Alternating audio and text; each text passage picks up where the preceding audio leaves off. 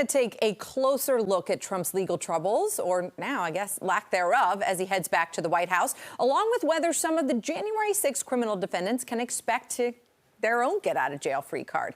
Joining us now is the former U.S. Attorney for the Southern District of Florida, Guy Lewis. Guy, thank you for joining us. I'm going to jump right in here because dozens of prosecutors right here in Washington, D.C. have spent the bulk of their career going after January 6 criminal defendants, and incoming President Trump has suggested that he would be willing to pardon them, which could make some of that work obsolete.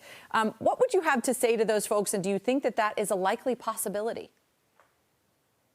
Hi, Katie. Yes, the short answer is yes. I do think that's a likely possibility. Look, President Trump has made it clear and that he does not like these January 6 prosecutions. He thinks they were overblown. He thinks they were excessive.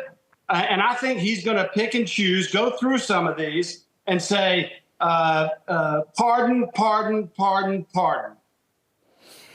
Given his winding down criminal cases at the federal level, Jack Smith is in conversations with DOJ about winding those down. What do you think is exactly going on behind the scenes right now? How's that conversation playing out? And what are we as the public going to see in the next few weeks leading up to January 20th? So that's a great question. So they're meeting at the Department of Justice trying to figure out really the posture of each and every case and how it will likely play out. Jack Smith's required by law to prepare a memo and submit it to the Attorney General. And that process is going to take several weeks, maybe a month over the course of the transition.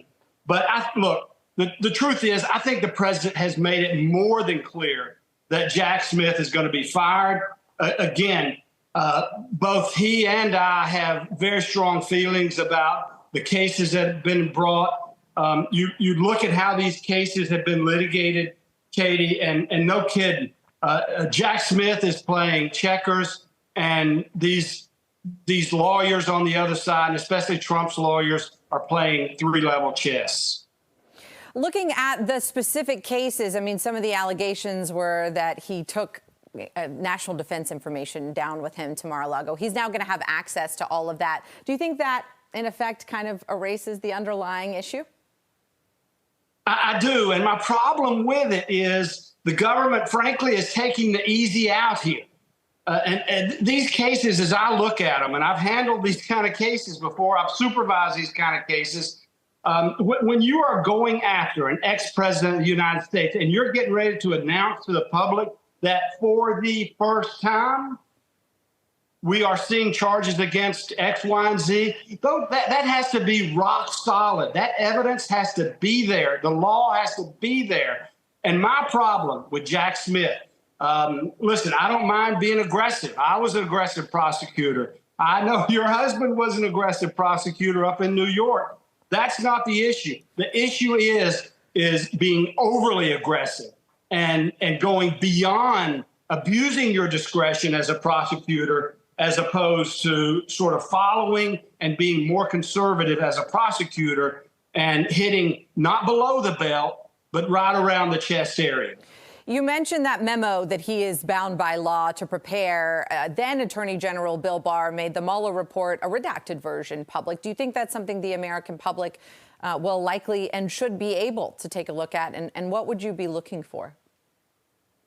So I think it should be. And I think the President Trump is, I mean, he's going to be a big First Amendment guy. He's going to be a big disclosure guy. We're going to see a lot of information disclosed and declassified as opposed to just kind of hide away, put in the drawer and hope it never sees the light of day.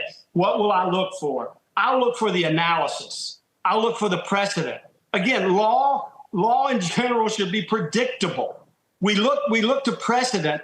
Jones versus Smith, Judge, that's what should guide this case. There was nothing like that in these prosecutions. And that's why I have such a big problem with picking your target, which you're not supposed to do. You're supposed to prosecute the crime, not necessarily the individual, the target. You pick your crime, you move forward.